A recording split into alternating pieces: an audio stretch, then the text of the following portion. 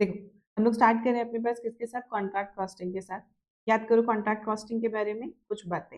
सबसे पहली बात, ये पूरा चैप्टर किससे रिलेटेड है अपने पास, इमूवेबल प्रॉपर्टी। साथ में नोट्स बनाते रहना, नोट्स वाले मैं भेज दूंगी, उसे रीड भी करा दूंगी, तो तुमको इजी हो जाएगा।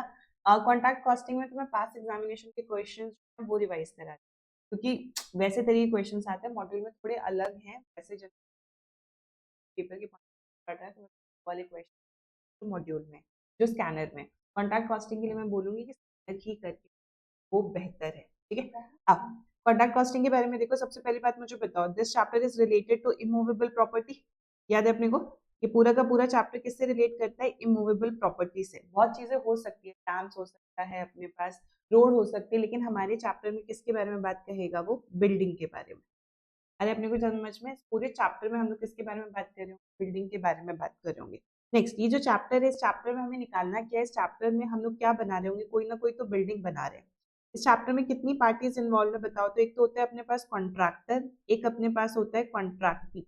एक अपने पास कॉन्ट्रैक्टर होता है, एक अपने पास होता है कॉन्ट्रैक्टी। कॉन्ट्रैक्टी जो है वो कॉन्ट्रैक्टर के पास आता है और अपना प्रपोजल रखता है कि आप मेरे लिए घर बना दो या बिल्डिंग बना दो, ये ऐसा कुछ डिसाइड होता है।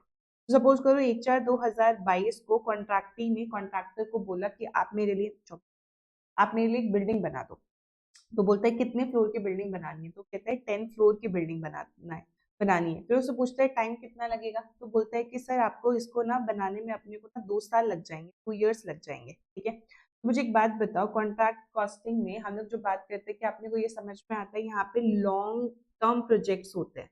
मतलब यहाँ पे जो भी काम होने वाला है वो मोर देन 1 ईयर लेके जाता है, जनरली लॉन्ग टर्म प्रोजेक्ट्स होते हैं। दूसरा, ये एक ऐसा प्रोजेक्ट होता है, ये ऐसा काम होता है जहाँ पे जो कॉन्ट्रैक्टर होता है, मतलब जो प्रोड्यूसर होता है, उसके पास उसके प्रीमाइसेस में काम नहीं होता है, यहाँ पे काम कॉन्ट्रैक्टी के प्रीमाइसेस में होता है। तो यहाँ पे जो भी वर्क होता है वो कहाँ पे कंडक्ट होता है, वो कॉन्ट्रैक्टी के प्रीमाइसेस में ये जो काम होता है वो काम होता है। यहाँ तक किसी को कोई डाउट है तो बोलो यहाँ तक।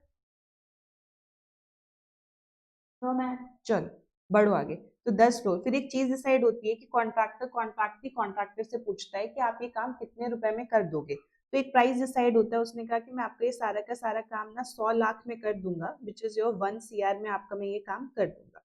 तो कॉन्ट्रैक्टी ने कहा ठीक है। मुझे एक बात बताओ, जिस प्राइस पे कॉन्ट्रैक्ट डिसाइड होता है उसको हम लोग क्या बोलते हैं, कॉन्ट्रैक्ट प्राइस। कॉन्ट्रैक्ट प्राइस को तुम क्या बोल सकते हो कि जब तुम पूरा काम कर दोगे तो पूरे प्रोजेक्ट के लिए आपको कितने पैसे मिलेंगे, 100 लाख रुपए मिलेंगे। ऑब्वियसली ये पैसे आपको धीरे धीरे करके मिलते, ऐसा नहीं होगा कि पूरी बिल्डिंग बना देगा जब 100 लाख रुपए नहीं, ऐसा नहीं होता। आप जैसे जैसे काम करते जाओगे सामने वाला कुछ ना कुछ पैसे देता जाएगा। कॉन्ट्रैक्टर कॉन्ट्रैक्टी को यही बोलेगा कि आप 100 करोड़ रुपए मुझे, ऐसा नहीं है कि 2 साल बाद देना, आप कुछ एडवांस दे के जाओ, जैसे काम पूरा हो जाएगा तो थोड़ा थोड़ा आप आगे देते रहना। या तो कोई दिक्कत है तो बताओ बच्चों, आया समझ में। Yes ma'am. चलो, तो मुझे एक बात बताओ, कॉन्ट्रैक्टर ने कॉन्ट्रैक्टी को बोला कि आप ना 100 लाख का काम ये कर दो। अब वो काम करना स्टार्ट कर रहा है, 1/4/2024 से काम कर रहा है। तो ये कॉन्ट्रैक्टी क्या करेगा, कॉन्ट्रैक्टी के वर्क प्लेस पर सारा सामान लेकर आएगा, जो भी मटेरियल की जरूरत होगी मटेरियल लेकर आएगा, लेबर को भेजेगा कि जाके काम करो, मशीनों की जरूरत पड़ेगी तो प्लांट एंड मशीन भेजेगा, हो सकता है कुछ अदर एक्सपेंसेस वगैरह लग रहे हैं तो उसका भी पैसा भेजेगा। ये सारा काम जो करेगा, और ये पूरा का पूरा काम उसने मान लो पूरे साल में किया। तो हम लोग बात कर रहे हैं, सपोज करो 1/4/2024 से उसने काम स्टार्ट किया, और बात हो रही है यहाँ पे मान लो 15 मार्च 2025 को। अब ये ऐसा क्या होता है कि अब ये बात पूरा कॉन्ट्रैक्ट ने पूरा पैसा लगा काम वाम किया, अब वो कॉन्ट्रैक्टर से कुछ ना कुछ तो पैसे मांगेगा, तो वो कॉन्ट्रैक्टर को बोलता है कि आप मुझे पैसे दे दो, मैंने आपका काम कर दिया, थोड़ा सा काम अभी बाकी है, एक बार आप आके देख लो कि आप मुझे पैसे दे दो। तो कॉन्ट्रैक्टर बोलता है कि मैं आपको कैसे पैसे दे दूं, कुछ ना कुछ तो बेसिस होना चाहिए, आपने कितना काम किया कितना नहीं किया मुझे कैसे पता चले। तो कॉन्ट्रैक्टर को बोलते हैं कि एक काम करो, आप अपने आर्किटेक्ट को भेज दो, वो आर्किटेक्ट जितना भी काम सर्टिफाई करेगा आप उसके हिसाब से मुझे पैसे दे देना। तो यानी ध्यान से, कॉन्ट्रैक्ट अकाउंटिंग में क्या होता है कि जो कॉन्ट्रैक्टर को पैसा मिलना है वो किस पे डिपेंड करता है कि आर्किटेक्ट, जो कॉन्ट्रैक्टी ने आर्किटेक्ट भेजा है, वो आर्किटेक्ट जो है वो कितना काम सर्टिफाई करता है, उसके ऊपर डिपेंड करता है कि कॉन्ट्रैक्टर को कितने मिलेंगे। अब ध्यान से समझो, मैं छोटा सा एग्जांपल ले रही हूँ। मान लो कि यहाँ तक जितने भी पैसे लगाए 100 लाख का कॉन्ट्रैक्ट डिसाइड हुआ था, 2 साल का कॉन्ट्रैक्ट डिसाइड हुआ था, अभी तक 1/4 को काम स्टार्ट हुआ था, 15/3 तक उसने जो पैसे लगा दिए, उसने पैसे लगा दिए मानो 40 लाख रुपए उसने कॉस्ट लगा दी है। और उसने बिल्डिंग में क्या किया कि 10 फ्लोर की बिल्डिंग थी तो वो 4 फ्लोर तैयार कर चुका है, 4 फ्लोर तक पूरा का पूरा तैयार है, बिल्कुल रेडी टू मूव है कि भैया मैंने पूरा काम कर दिया। अब 15 तारीख को कॉन्ट्रैक्टी ने किसको भेजा, 15 तारीख को कॉन्ट्रैक्टी ने आर्किटेक्ट को भेजा और उसको बोला जाके देख कर आओ कि उसने कितना काम किया है। फिर वहां पे आर्किटेक्ट आया और आर्किटेक्ट ने बोला, अपने हिसाब से वो कुछ भी बोल सकता है, देख के ये काम कितना सर्टिफाई हुआ, तो वो बताता है कि डिग्री ऑफ कंप्लीशन कितना है, वो बोलता है डिग्री ऑफ कंप्लीशन कितना है। तो आर्किटेक्ट ने बोला कि देखिए मेरे हिसाब से आपने 30% काम पूरा कर दिया है, मेरे हिसाब से आपने 30% काम पूरा कर दिया है। यानी अगर कॉन्ट्रैक्टर कॉन्ट्रैक्टी के पास जाए तो कॉन्ट्रैक्टर कॉन्ट्रैक्टी से कितने पैसे मांग सकते, वो बोलेगा कि देखो आपके ही आर्किटेक्ट ने बोला है कि 30% काम पूरा हुआ है, तो आप मुझे कितने पैसे दे दो, कॉन्ट्रैक्ट प्राइस में से आप मुझे कितने पैसे दे दो। हमारा डिसाइड हुआ था 100 लाख का काम, आप 100 लाख में से 30% मुझे दे दो, यानी आप मुझे 30 लाख रुपीस दे दो। यहाँ तक की कहानी समझ में आई है? ठीक है। अब मुझे एक बात बताओ, ये 30 लाख क्या वो पूरे के पूरे दे देगा? ऑब्वियसली वो पूरे के पूरे पैसे तो नहीं देगा, क्योंकि पूरे का पूरा पैसा तब मिलता है जब आपका पूरा कॉन्ट्रैक्ट पूरा हो जाएगा, तो पूरे के पूरे पैसे नहीं देगा, उसमें से वो कुछ पैसा रख लेगा। यानी अगर मैं बोलूँ कि कुछ उसका रिटेंशन मनी होगा, उसका कुछ रिटेंशन मनी होगा, रिटेंशन मनी बोलता है मान लो कि वो 20% अपने पास रख लेगा, तो यानी मुझे बताओ कैश रिसीव्ड बाय कॉन्ट्रैक्टर कितना होगा, कैश रिसीव्ड बाय कॉन्ट्रैक्टर कितना होगा, कैश रिसीव्ड बाय कॉन्ट्रैक्टर अपने पास कितना हुआ, 30 लाख में से 20% उसने रख लिए, तो उसने पे कितने किए बताओ तो मुझे, 24 लाख रुपए। आ रहा है कि नहीं आ रहा? ये सारी बात किस तारीख की थी, ये सारी बात जो थी वो थी अपने पास 15/3 तक की।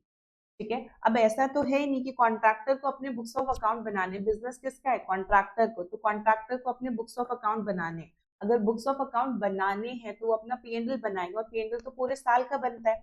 तो यानी ये जो 15/3 को काम उसने 15/3/25 को आर्किटेक्ट वाली सारी बात हुई, ऐसा थोड़ी ना है कि वो बचे हुए 15 दिन कोई काम ही नहीं करेगा। 31/3/25 यानी 15 डेज वो कुछ ना कुछ तो काम करेगा ही करेगा। लेकिन वो जो काम करेगा, मान लो कि इस पीरियड में उसने 3 लाख की कॉस्ट और इनकर्ड कर दी, उसने 3 लाख की कॉस्ट और इनकर्ड कर दी, तो इसके लिए क्या उसको इस बार पैसे मिलेंगे कि अब अगले साल जब आर्किटेक्ट आएगा तब सर्टिफाई करेगा तब पैसे मिलेंगे? इस साल तो पैसे नहीं मिलने वाले हैं। ये साल की ये वाले जो काम उसने किया 15 तारीख के बाद, मतलब आर्किटेक्ट आने के बाद, उसका पैसा उसको कब मिलेगा, उसका पैसा उसको अगले साल मिलेगा। यहाँ तक की कहानी सबको क्लियर है? अरे यार तुम बोलोगे नहीं तो मेरे मैं कैसे पढ़ाऊंगी, बोलो। चलो, तो मुझे एक बात बताओ, अगर मैं देखूं कि कॉन्ट्रैक्टर का क्या फायदा क्या नुकसान हुआ, तो अगर मैं कॉन्ट्रैक्टर के लिए ट्रेडिंग और पीएनएल एक बार बना दूं कि इसका ट्रेडिंग अकाउंट है और ये इसका पीएनएल अकाउंट है, तो ऐसे ही नॉर्मल बना के देख रहे हैं, पूरे साल के लिए 1/4/24 से स्टार्ट हुआ और 31/3/25 को खत्म हुआ, तो आज तक की कॉस्ट कितनी हो गई? 40 लाख तो उस दिन तक खर्च कर चुका था जिस दिन कॉन्ट्रैक्टर, जिस दिन आर्किटेक्ट आया था, उसके बाद उसने कितने और खर्च कर दिए, 3 लाख और खर्च कर दिए, तो टोटल पैसा उसने कितना खर्चा किया, 43 लाख। मुझे बताओ इसके अगेंस्ट उसकी सेल्स, मतलब जितने पैसे मिलने वाले हैं, मुझे बताओ क्या जितने पैसे मिले उसको मैं कैश सेल्स की तरह ट्रीट कर सकती हूँ? तो कैश से 30 लाख का उसने काम किया, 24 लाख एक तरीके से उसकी कैश सेल्स हो गई, तो क्रेडिट सेल कितनी हो गई, क्रेडिट सेल हो गई 6 लाख। यानी मैं सिंपली बोल सकती हूँ सेल का मतलब है वैल्यू ऑफ वर्क सर्टिफाइड, जितना भी काम सर्टिफाई हुआ वो एक तरीके से सेल है। वो ये बात अलग है कि मुझे पूरा पैसा नहीं मिला, जितना पैसा नहीं मिला ऐसा नहीं कि वो पैसा मिलेगा नहीं, वो पैसा बाद में मिल जाएगा, तो उसको हम कैसे ट्रीट कर सकते हैं, क्रेडिट सेल की तरह। मुझे बताओ बाय क्लोजिंग स्टॉक, जितना काम उसने किया 15 तारीख के बाद, उसको हम लोग कैसे ट्रीट कर सकते हैं, क्लोजिंग स्टॉक की तरह कि भाई ये काम तो हो गया, this is what, this is cost of work completed but not certified, this is work completed but not certified, यही तो है कि काम हो गया बट सर्टिफाई नहीं हुआ, तो यानी इसको मैं कैसे ट्रीट कर सकती हूँ, I can treat it as a closing stock.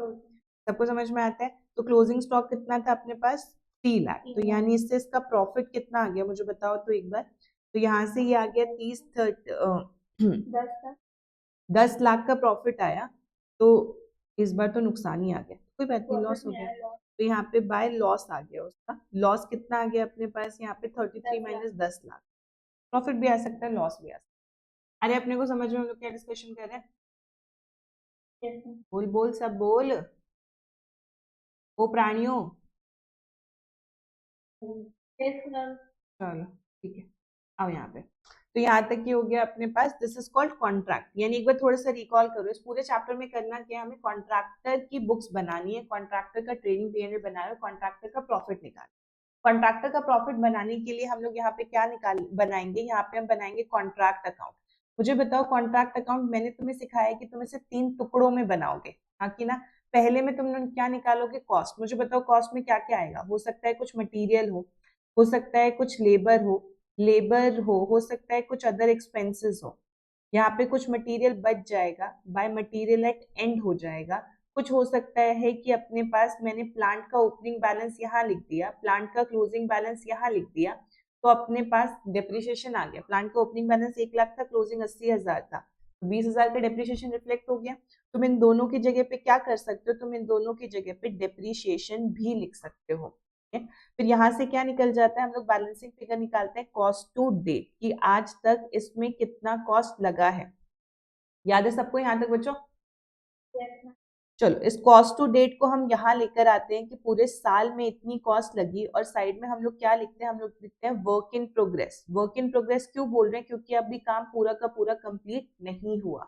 तो वर्क इन प्रोग्रेस के 2 हिस्से बनते हैं, एक value of work certified. Value of work certified का मतलब कितना पैसा सामने वाला आपको देने के लिए, पैसा नहीं मतलब कितना काम आपका सर्टिफाई कर दिया, जितना काम आपका सर्टिफाई हो गया एक तरीके से वो आपकी सेल है, आप सामने वाले से उसके अगेंस्ट क्या मांग सकते हो, पैसा मांग सकते हो। फिर हम यहाँ लिखते हैं कॉस्ट ऑफ वर्क अनसर्टिफाइड, क्योंकि cost of work uncertified is your closing stock, और क्लोजिंग स्टॉक किस पे वैल्यू होता है, कॉस्ट पे वैल्यू होता है। तो यहाँ से अपने पास क्या आ जाता है, टू नोशनल प्रॉफिट। इसको हम लोग नोशनल प्रॉफिट क्यों बोलते हैं, क्योंकि ये प्रॉफिट अभी एक्चुअल प्रॉफिट नहीं है। एक्चुअल प्रॉफिट तो कब पता चलता है, जब आपका कॉन्ट्रैक्ट पूरा हो जाता है, तब आपको पता चलता है कि आपका एक्चुअल प्रॉफिट कितना है। ये हमारा सेकेंड हिस्सा होता है। थर्ड हिस्से में हम लोग क्या निकालते हैं, बाय नोशनल प्रॉफिट। इसमें से कुछ हिस्सा इस ईयर के कॉस्टिंग P&L में जाएगा, और कुछ हिस्सा कहाँ पे चला जाता है, रिजर्व में चला जाता है। ये कितना हिस्सा कॉस्टिंग P&L में जाता है और कितना रिजर्व में, वो हम थोड़ी देर बाद देखेंगे। यहाँ तक की कहानी में किसी को कोई दिक्कत परेशानी नहीं? तो देखो एक बार जरा समझो, ये रहा हमारा कॉन्ट्रैक्ट कॉस्टिंग के नोट्स जो हमने क्लास में किए हुए हैं। तो देखो फीचर्स क्या होता है, this is immovable goods, the construction is done at the premises of contractee, the contract is generally for a long period. This whole chapter is to be done from a contractor point of view, क्योंकि वो काम कर रहा है, उसको profit निकालना है। तो ये कॉन्ट्रैक्टर कॉन्ट्रैक्टी की अपने पास कुछ कहानी थी, मैंने तुम्हें वही कॉन्ट्रैक्ट अकाउंट निकाल के बताया कि कॉस्ट टू डेट कितना था, उसमें से वैल्यू ऑफ वर्क सर्टिफाइड कितना था, कॉस्ट ऑफ वर्क अनसर्टिफाइड था, ये आ गया। कुछ इंपॉर्टेंट टर्म सीखने वाले की वैल्यू ऑफ वर्क सर्टिफाइड को हम लोग कैसे ट्रीट कर सकते हैं, can be treated as sale. Value of certified कैसे निकलता है, contract price into degree of completion. Degree of completion कौन बताता है, आर्किटेक्ट बताता है। मुझे एक बात बताओ, कॉन्ट्रैक्ट को सिर्फ एक ही प्राइस पता है, कॉन्ट्रैक्ट प्राइस, उसको नहीं पता कितनी कितनी कॉस्ट लगने वाली है। कॉस्ट तो कॉन्ट्रैक्टर को पता होती है, कॉन्ट्रैक्टी को तो सिर्फ ये बता दिया जाता है कि आपको इतने पैसे देने। तो कॉन्ट्रैक्टी जब भी बात करेगा वो किसके बारे में बात करेगा, कॉन्ट्रैक्ट प्राइस। तो जो भी, और कॉन्ट्रैक्टी का ही बंदा कौन है, आर्किटेक्ट है। तो जो भी परसेंटेज वो लोग मुझे बोलेंगे, वो परसेंटेज ऑब्वियसली किस पे लगेगी, कॉन्ट्रैक्ट प्राइस पे। जब आर्किटेक्ट ने बोला कि आपका 40% काम कंप्लीट हो गया, 40% किसका काम कंप्लीट हो गया, जितना प्राइस डिसाइड हुआ था उसका 40% आप देने के लिए रेडी हो। तो यही तो मतलब है कि अगर आर्किटेक्ट ये बोल रहा है कि आपने 50% काम कंप्लीट कर दिया, तो मैं कॉन्ट्रैक्टर हूं, तो मेरा हक 50% पैसे लेने का है। वो 50% पैसे कौन से, जिसपे हमारा कॉन्ट्रैक्ट डिसाइड हुआ था, मतलब कॉन्ट्रैक्ट प्राइस का 50%। Do we understand till here? किसी को कोई प्रॉब्लम है तो बोलो। चलो उसके बाद कॉन्ट्रैक्ट प्राइस क्या था, it is amount agreed between contractor and contractee for entire contract. की कॉन्ट्रैक्ट प्राइस आपको पूरे कॉन्ट्रैक्ट पीरियड के ड्यूरिंग मिलेगा, और थोड़ा थोड़ा थोड़ा करके मिलेगा। कॉस्ट ऑफ वर्क अनसर्टिफाइड क्या हुआ, it can be treated as a closing stock, क्योंकि ये काम अभी इस साल इसका पैसा नहीं मिलेगा, इसका पैसा आपको अगले साल मिलेगा। कॉस्ट टू डेट का मतलब क्या, आज तक जिस भी डेट को आप कैलकुलेशन कर रहे हो, उस डेट पर आपने कितना पैसा लगा दिया है। डिग्री ऑफ कंप्लीशन का मतलब, डिग्री ऑफ कंप्लीशन कौन बताता है? कंसाइनी का आर्किटेक्ट बता के जाता है कि मेरे हिसाब से आपके कॉन्ट्रैक्टर ने आपका इतना काम कर दिया है। कैश रिसीव्ड बाय कॉन्ट्रैक्टर, मुझे एक बात बताओ, cash received by contractor will always be less than the value of work certified, हाँ कि ना? क्योंकि वैल्यू ऑफ वर्क सर्टिफाइड का मतलब है कि टोटल इतना काम पूरा हो गया है, लेकिन कॉन्ट्रैक्टर आपको कभी भी पूरा पैसा नहीं देता है ना? तो जैसे एक छोटा सा क्वेश्चन है, एक बार देखो कैलकुलेटर पे कर पाओगे क्या? कॉन्ट्रैक्ट प्राइस 15 लाख था, डीओसी 60% था, कैश रिसीव 90% था। वैल्यू ऑफ वर्क सर्टिफाइड निकालना है तो किस पे लगेगा? कॉन्ट्रैक्ट प्राइस पे, कि 15 लाख का काम डिसाइड हुआ, उस पे 60% का डिग्री ऑफ कंप्लीशन है, तो मतलब वैल्यू ऑफ वर्क सर्टिफाइड कितना हो गया अपने पास? 15 लाख इंटू 60%। वेरी गुड, अपना कैलकुलेटर चलाते रहना, दिमाग चलाते रहना। फिर मुझे कैश रिसीव किसमें से मिलेगा? कैश रिसीव जितना काम सर्टिफाई उसी में से तो पैसा मिलेगा। कई बार बच्चे कॉन्ट्रैक्ट प्राइस पे लगा देते हैं, कॉन्ट्रैक्ट प्राइस पे नहीं लगता है। जितना काम आपका सर्टिफाई हो गया है उसमें से कॉन्ट्रैक्ट कुछ पैसा देगा और कुछ पैसा रख लेगा। तो कितना पैसा देने को रेडी है? 90%। 90% of work, value of work certified. तो 9 लाख का 90% कितना हुआ अपने पास? 8,10,000। एक ही दूसरा क्वेश्चन करो जल्दी से। कॉन्ट्रैक्ट प्राइस 70 लाख है, डीओसी 45% है, यानी तुम्हारे पास वैल्यू ऑफ वर्क सर्टिफाइड कितना आ गया? 70 लाख इंटू 45%, 31,50,000। इसका कितना पैसा तुमको मिलेगा? 80% मिलेगा, 25,20,000। आया बच्चों समझ में? देखो यहाँ पे उसके बाद कॉन्ट्रैक्ट प्राइस क्या था अपने पास? 50 लाख। अब सुनना ध्यान से, ये वाला तुम लोग करके बताओगे, ये छोटे छोटे 2 मार्क में तुमसे पूछ सकता है कि कॉन्ट्रैक्ट प्राइस 50 लाख था, value of work certified 10 lakh था, कैश रिसीव्ड 8 लाख था। बोलता है डीओसी निकालो। मुझे एक बात बताओ, डिग्री ऑफ कंप्लीशन अभी तुमने क्या निकाला था? Value of work certified. मुझे बताओ वैल्यू ऑफ वर्क सर्टिफाइड कैसे निकला था? Value of work certified was contract price into में डीओसी। तो अगर मुझे सीपी निकालना है, कॉन्ट्रैक्ट प्राइस निकालना है, तो वैल्यू ऑफ वर्क सर्टिफाइड का क्या कर दूंगी? डिवाइड कर दूंगी डीओसी से, यही होगा। अगर जो कैश रिसीव्ड है, कैश रिसीव तुमने कैसे निकाला था? कि वैल्यू ऑफ वर्क सर्टिफाइड पे परसेंटेज ऑफ कैश रिसीव लगाया था तुमने, है ना? तो अगर मान लो मेरे को वैल्यू ऑफ वर्क सर्टिफाइड यहाँ से निकालना होता तो मैं क्या कर देती? Cash receive divided by percentage of cash receive. हाँ जी बच्चा, एवरीबडी। तो यानी इस क्वेश्चन में एक बार मुझे बताओ कि वैल्यू कॉन्ट्रैक्ट प्राइस 50 लाख बोल रहे हैं, वैल्यू ऑफ सर्टिफाइड 10 लाख है, डीओसी बता पाओगे क्या? 50 लाख में से 10 लाख बात सर्टिफाई हो गई, तो डिग्री ऑफ कंप्लीशन कितना करके गया? 20%। तुम या तो लॉजिकली समझ लो, फॉर्मूला तो है ये, लॉजिकली समझ लो कि यार 5 लाख का कॉन्ट्रैक्ट था, 10 लाख सर्टिफाई करके गया, तो कितना परसेंट काम सर्टिफाई करके गया? 20%। कैश रिसीव्ड 8 लाख था, जो तुम्हारा काम 10 लाख में से 8 लाख पैसा देने को रेडी है, परसेंटेज ऑफ पैसा कितना हुआ? परसेंटेज ऑफ कैश रिसीव कितना हुआ? 80%।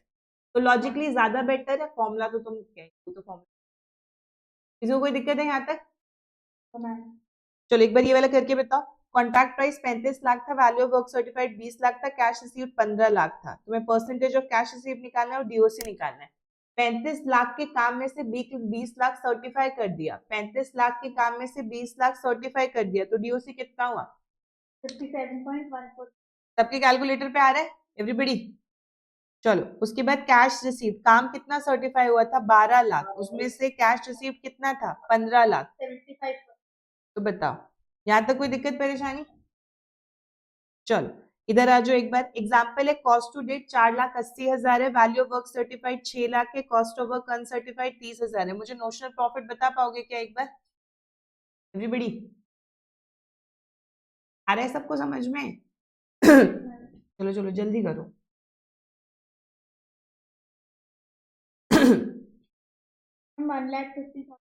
1,50,000 सबको आया है समझ में?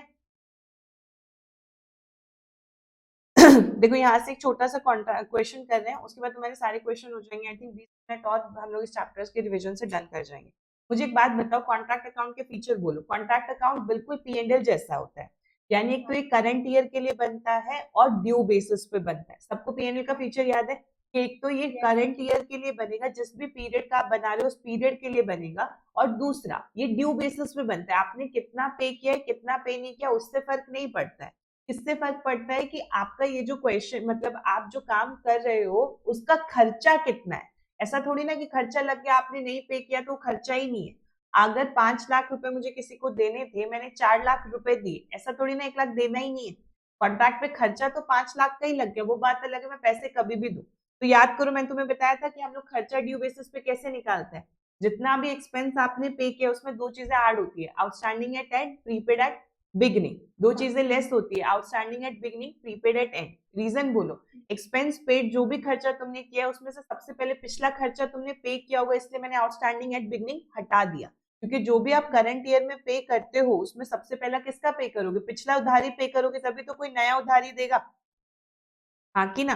तो यानी एक्सपेंस पेड में से आउटस्टैंडिंग एट बिगनिंग लेस हो जाएगा। अब मुझे बताओ, करंट ईयर का कुछ पैसा देना था, तुमने नहीं दिया, तो आउटस्टैंडिंग एट एंड है कि करंट ईयर में 10,000 रुपए देने थे, आपने नहीं दिए, खर्चा तो है, इसीलिए हमने आउटस्टैंडिंग एट एंड को क्या कर दिया, ऐड। आउटस्टैंडिंग एट बिगनिंग को क्यों माइनस कर दिया, क्योंकि पिछले साल का खर्चा है। प्रीपेड एट एंड, आप करंट ईयर में अगले साल के लिए कुछ पे कर रहे हो, तो अगले साल का है, इसीलिए प्रीपेड एट एंड मैंने क्या कर दिया, हटा दिया। उसके बाद मुझे बताओ, prepaid at beginning, prepaid at beginning of current year is prepaid at end of previous year. मतलब पिछले साल का कोई प्रीपेड एट एंड था, वो करंट ईयर के लिए, तो पिछले साल आपने कोई एडवांस में खर्चा पे किया होगा, तो वो करंट ईयर के लिए पे किया होगा, इसलिए मैंने करंट ईयर में ऐड कर दिया प्रीपेड एट बिगनिंग। सबको क्लियर है ये वाला पॉइंट, एवरीबडी? ठीक है, तो इसलिए हम बोलते हैं एक्सपेंस ड्यू करंट ईयर में कैसे निकलेगा, एक्सपेंस पेड में दो चीजें add, outstanding at end, prepaid at beginning, दो चीजें less, outstanding at beginning, prepaid at end. तो यहाँ से क्या निकलेगा, expense due in current year. I think सबको क्लियर है, कोई दिक्कत परेशानी नहीं है किसी को? ठीक है, चलो इसके बाद तुम्हें ध्यान रखना है, इनकम भी ऐसे ही निकलती है। अगर कोई इनकम ड्यू बेसिस पे निकालनी हो तो income receive plus outstanding at end plus prepaid at beginning minus outstanding at beginning minus prepaid at end. Logic same है, जो करंट ईयर के तुम ऐड कर रहे हो, जो अगले साल के हैं, अगले या पिछले साल के, तुम उसको माइनस करते रहो। एवरीबडी? ठीक है, आओ ये क्वेश्चन करें साथ में, सब साथ में बनाएंगे अपना। एक बार कॉन्ट्रैक्ट अकाउंट का फॉर्मेट तैयार कर लो, दो हिस्सों में बांट लो। एक तो तुम्हारा पहले हिस्से में हम लोग कॉस्ट टू डेट निकालेंगे, दूसरे हिस्से में हम नोशनल प्रॉफिट निकालेंगे। Everybody start in your notebook. कल मैंने बताया था ना, पूरे पेज को 4 टुकड़ों में बांट लेना, ठीक है। तो फर्स्ट क्वाड्रेंट में स्टार्ट करो, छोटा सा कॉन्ट्रैक्ट अकाउंट बनाओ, जितना छोटा छोटा लिखोगे उतना ज्यादा कर पाओगे और उतना कम समय लगेगा। चलो करो करो जल्दी से। मटेरियल परचेज फॉर्मेट हो गया सबका?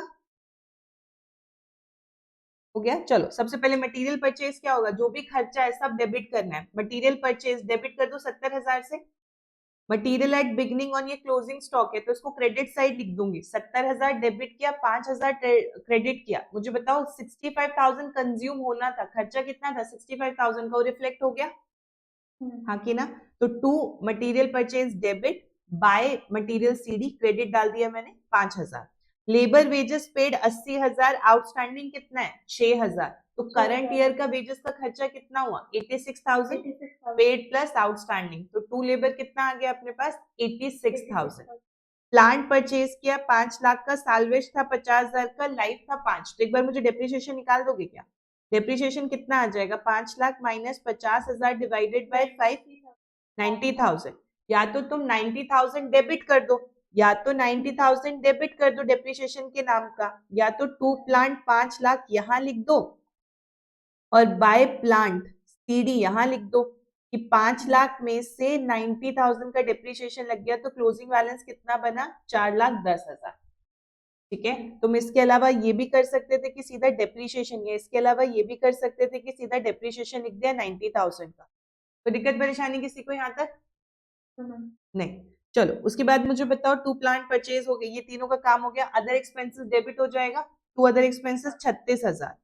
ये तो कॉन्ट्रैक्ट प्राइस है, तो सेकेंड हाफ में मतलब जो दूसरा टुकड़ा है वहां मैं लिखने जा रही हूँ क्रेडिट साइड पे बाय WIP, है ना।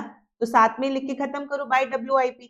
WIP के दो हिस्से, वैल्यू ऑफ वर्क सर्टिफाइड कितना हो जाएगा 80% है। 80% किसका, कॉन्ट्रैक्ट प्राइस का। तो 5 लाख का 80% वैल्यू ऑफ वर्क सर्टिफाइड हो जाएगा 4 लाख। और कॉस्ट ऑफ वर्क अनसर्टिफाइड कितना आ जाएगा 42,000। ठीक है, निकालो एक बार कॉस्ट टू डेट, बताओ कितना है तुम लोग का टोटल वोटल करके। कॉस्ट टू डेट बताओ कितना आ रहा है अपना।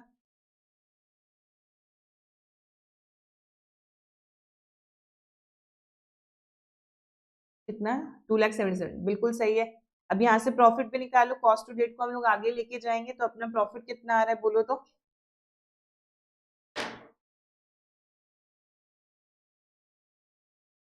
बोलो बोलो जल्दी, अपना इसका बस 40 मिनट को कंप्लीट करना है, 50 मिनट स्टार्ट। 1,65,000 सबका यही है। चलो बच्चों आगे बोलो रे बच्चा रे। चलो बढ़िया, तो ये मैंने करा दिया। मुझे एक बात बताओ, इसके नीचे कैश रिसीव्ड भी दे रखा था, मुझे बताओ कैश रिसीव्ड कभी भी यहाँ पर आएगा क्या? नहीं, क्योंकि जब तुमने वैल्यू ऑफ सर्टिफाइड लिया उसमें कैश रिसीव्ड भी आ गया और क्रेडिट सेल भी आ गया। Cash received is kind of cash cell. जब तुमने वैल्यू ऑफ वर्क सर्टिफाइड लिख दिया उसी का तो कुछ हिस्सा कैश रिसीव्ड है, तो कैश रिसीव्ड कभी भी कॉन्ट्रैक्ट अकाउंट में नहीं आता, ये बात याद रखना। बच्चे कभी डाल देते हैं, कभी भी नहीं आता। ठीक, चलो इधर आ जाओ जल्दी से, एक बार ये करके बताओगे क्या everybody? Contract started on 1/10/2023। Date का बिल्कुल ध्यान रखना है, क्योंकि डेट पे डिपेंड करेगा तुम्हारा डेप्रिसिएशन। तो कई बार कॉन्ट्रैक्ट साल के बीच में स्टार्ट होगा, तो डेप्रिसिएशन उसके हिसाब से लगेगा। जहां भी पेपर में तुम्हें डेट दिखे वहां पे उसको मार्क कर लेना, ताकि तुम लोग अपनी डेप्रिसिएशन सही कैलकुलेट कर पाओ। मुझे बताओ मटेरियल परचेज क्या हो जाएगा? डेबिट। लेबर पेड जो है वो 91,000 है, ओपनिंग आउटस्टैंडिंग 11,000 है, क्लोजिंग 7,500 है। ये कॉन्ट्रैक्ट 1/10 को स्टार्ट हुआ है, खत्म हो गया 31/3 को, तो 6 महीने का कॉन्ट्रैक्ट है। पीएनएल जरूरी थोड़ी ना 12 महीने का ही बनेगा, जितने का बनाना है उतने का बनाओ, उसी पीरियड का प्रॉफिट पता चल जाएगा। तो कॉन्ट्रैक्ट अकाउंट पे जितने पीरियड का बनाना है उतने पीरियड का बनाओ। तो मुझे बताओ यहाँ पे तुम्हारा वेजेस पेड 91,000 माइनस करोगे ओपनिंग आउटस्टैंडिंग प्लस करोगे closing outstanding. Plant purchase 7 lakh है, लाइफ 4 साल है। अदर तो यहाँ से मेरे को इसका कोई सैलवेज वैल्यू नहीं है, तो सीधा यहीं से डेप्रिसिएशन पता लग जाएगा बच्चों। डेप्रिसिएशन कितना? 7 लाख डिवाइडेड बाय 4 कितना बोलो तो जल्दी। 7 लाख कितना? 175 आएगा। अच्छा, इसका फिर अपने को 6/12 भी करना पड़ेगा। कितना आ गया? 87,500। ठीक है 87,500। तो या तो तुम डेप्रिसिएशन डेबिट कर दो, या तो डेबिट करो टू प्लांट 7 लाख से, और क्रेडिट करो बाय प्लांट 7 लाख माइनस 87,500 से। सबका ठीक है बच्चों यहाँ तक? चलो उसके बाद अदर एक्सपेंसेस अपने पास 45,000 तो डेबिट हो जाएगा। प्रीपेड एक्सपेंस दे रखा है क्लोजिंग डेट पे, तो इसको तो हटाना पड़ेगा क्योंकि अगले साल का है। तो 45,000 माइनस 12,000। चलो कॉन्ट्रैक्ट प्राइस 10 लाख का दे रखा है, वैल्यू ऑफ सर्टिफाइड 45% है, तो 4.5 लाख का वैल्यू ऑफ वर्क सर्टिफाइड आ जाएगा। फिर अपने को क्वेश्चन में कॉस्ट ऑफ वर्क अनसर्टिफाइड 21,000 दे रखा था, वो भी मैंने लिख दिया। और अपने को मटेरियल एट साइट क्लोजिंग भी दे रखा था 48,000। तो पहले सब कुछ लिख लेना फिर कैलकुलेशन करना, पहले हर आइटम पोस्ट कर दो फिर जाके एक ही बार कैलकुलेटर उठा के सब कुछ सही करना। ठीक है, आया अपने को यहाँ तक समझ में? कोई दिक्कत है तो बोलो। बताओ एक बार कॉस्ट टू डेट कितना आ गया? जल्दी जल्दी करो बच्चों, प्रोसेस भी करना है इसके बाद।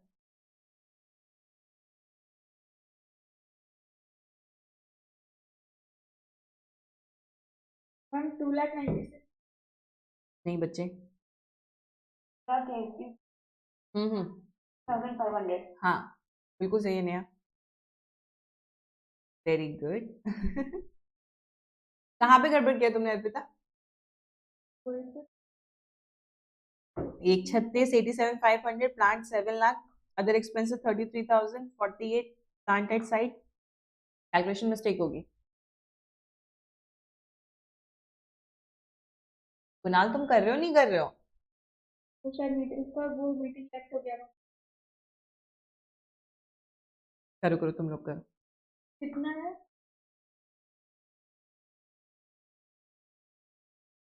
अभी भी इतना आ रहा है?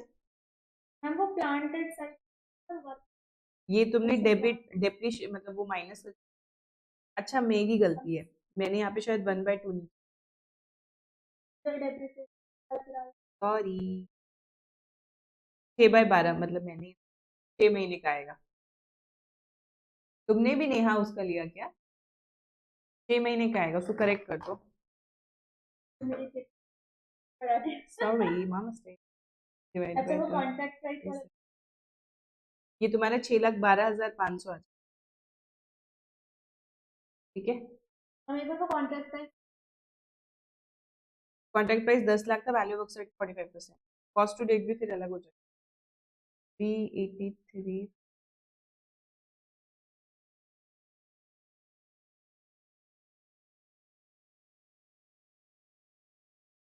कितना आ रहा था? 296,000। हाँ और नोशनल प्रॉफिट 1,70,000।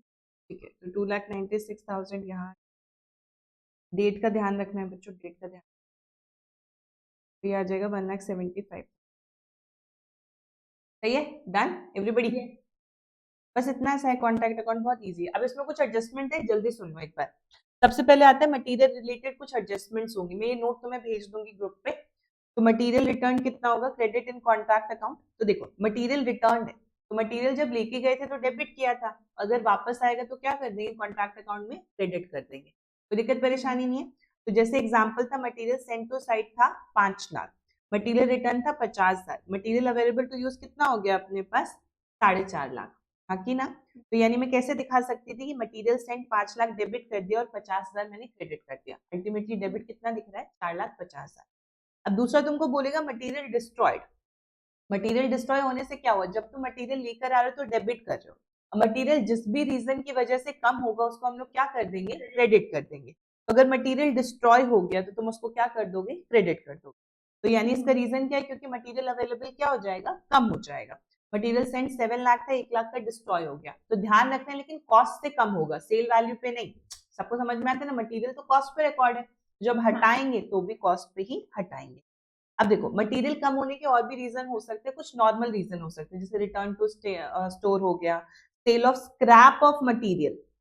मुझे एक बात बताओ, मटेरियल हम लोग क्यों खरीद के लाते हैं? क्योंकि हम उसको प्रोडक्शन प्रोसेस में यूज करेंगे। अगर हम प्रोडक्शन प्रोसेस में यूज नहीं कर रहे हैं, मैं मटेरियल सेल करने के लिए थोड़ी ना लेकर आती हूँ, मैं मटेरियल प्रोडक्शन प्रोसेस में कंज्यूम करने के लिए लेकर आती हूँ। अब उससे सामान बना के मार्केट में बेचूंगी, तो मटेरियल मैं कभी भी बेचने के लिए नहीं लेकर आती हूँ। तो अगर क्वेश्चन तुम्हें बोल रहा है कि तुमने अनसुटेबल मटेरियल परचेज कर लिया था, अब तुम्हें उसे मार्केट, अब तुम उसे बेच रहे हो, तो this is an abnormal activity, it is not a normal thing. आप कभी भी मटेरियल खरीद मतलब कंज्यूम करने के लिए लाते हो, बेचने के लिए थोड़ी ना लेकर आते हो। बट मटेरियल का स्क्रैप बिक रहा है तो वो नॉर्मल है, क्योंकि सामान जैसे लकड़ी का काम कर रहे थे, लकड़ी का काम किया, बुरादा बुरादा है, उसका स्क्रैप बेच दिया, वो तो नॉर्मल एक्टिविटी है। जैसे ये था, मटेरियल स्क्रैप कॉस्ट 40,000 थी, बेसिकली मटेरियल की कॉस्ट 40,000 थी, उसका जो स्क्रैप था वो 20,000 में बिक गया। तो अच्छी बात है कि भाई मेरी जितनी भी कॉस्ट थी, जैसे मान लो जो भी मटेरियल मैंने यूज किया था उसकी कॉस्ट 40,000 थी और उसका सेल 20,000 में हो गया, तो अच्छी बात है, मैं उसको कम कर दूंगी, क्योंकि कुछ ना कुछ मुझे रिकवर हो गया, तो मटेरियल की कॉस्ट क्या हो गई? मेरी कम हो गई। हाँ कि ना? लेकिन एबनॉर्मल क्या है? It is due to mistake of management. जैसे मटेरियल डिस्ट्रॉय हुआ तो हम लोग कॉस्ट पे हटाते हैं, तो ध्यान रखना है जितनी भी एबनॉर्मल चीज होती है आप उसको किस पे हटाते हो? कॉस्ट पे ही हटाते हो। तो अनसुटेबल मटेरियल परचेज किया था मैंने 60,000 का, और क्योंकि अब मैं मार्केट में दोबारा बेचने जा रही हूँ, सेकंड हैंड माल है, कोई पूरा तो उस पर खरीदेगा नहीं, तो सामने वाला 35,000 पे खर्च कर रहा है। तो अगर मैं बोलूँ 60,000 डेबिट कर दो, जब तुम खरीद के लेकर आए थे तो 60,000 डेबिट कर दो और बेचा तुमने 35,000, तो अगर तुम ऐसा करोगे तो तुमने 25,000 तो इंक्लूड ही कर लिया। हाँ कि ना? 60,000 डेबिट किया, 35,000 क्रेडिट किया, तो तुमने कितना इंक्लूड कर लिया? 25,000 पूरा इंक्लूड कर लिया ना। ये तो गलत बात है, वो तो इंक्लूड होना ही नहीं चाहिए। अनसूटेबल मटेरियल है, पूरा का पूरा मटेरियल तुमने बेच दिया, वो तो तुम्हें इंक्लूड ही नहीं करना है, क्योंकि तुम उसको यूज ही नहीं कर रहे हो। तो अगर तुम 60,000 डेबिट करोगे और सेल वैल्यू क्रेडिट करोगे, उससे क्या होगा? कुछ ना कुछ कॉस्ट उसकी क्या हो जाएगी? इंक्लूड हो जाएगी। पूरी कॉस्टिंग में मैंने तुम्हें बोला था कि ध्यान रखना है, जहां जहां तुम्हें एबनॉर्मल चीज दिखे वहां वहां हटा देनी है, because we do not include any abnormal activity. Do we understand everybody? तो इसके लिए मुझे क्या करना चाहिए था? मैं कॉन्ट्रैक्ट अकाउंट में, इसके दो तरीके हैं, जो तुम्हें ठीक लगे वो कर लो। कॉन्ट्रैक्ट में मैं लिखती हूँ यहाँ पे टू मटीरियल परचेज 60,000, और मैं यहाँ से हटा देती बाय मटीरियल सोल्ड 35,000। पहला तरीका ये है, सॉरी 65,000, कि 60 का लाया, 60 वाले मटेरियल को मैंने बेच दिया। आया कि नहीं? कि 60 वाले मटेरियल को मैंने बेच दिया। दूसरा तरीका क्या है? मैंने लिखा टू मटेरियल 60,000 बाय बैंक, पैसे कितने आ गए? 35,000, और नुकसान कितना हो गया उस पर? 25 है क्या? तो मैं इसको बाय कॉस्टिंग P&L में डाल दूंगी। तो 60 का इंक्लूड हुआ था और 60 का एक्सक्लूड हो गया। आया कि नहीं आया सबको? तो ये अपने को ध्यान रखना है, जहां पे भी तुम्हें अनसुटेबल मटेरियल सोल्ड दिखे तुमको यही करना है। तुम्हारा इंस्टीट्यूट ऐसे करता है तो बेटर है तुम ऐसे। क्लियर है सबको? Yes, ma'am. चलो आगे बढ़ो। तो मैंने तुम्हें यहाँ पे करके बताया कि कैसे कैसे है, मैंने तुम्हें दोनों तरीके बता दिए हैं। इंस्टीट्यूट तुम्हारा ये वाला तरीका करता है, तुम भी ये करो तो बहुत अच्छा है। आओ बेटा एक बार ये वाला क्वेश्चन करके बताओ मुझे। इसमें से मटेरियल की एडजस्टमेंट है, जल्दी जल्दी 15 मिनट में खत्म करना है, जल्दी करो थोड़ा सा।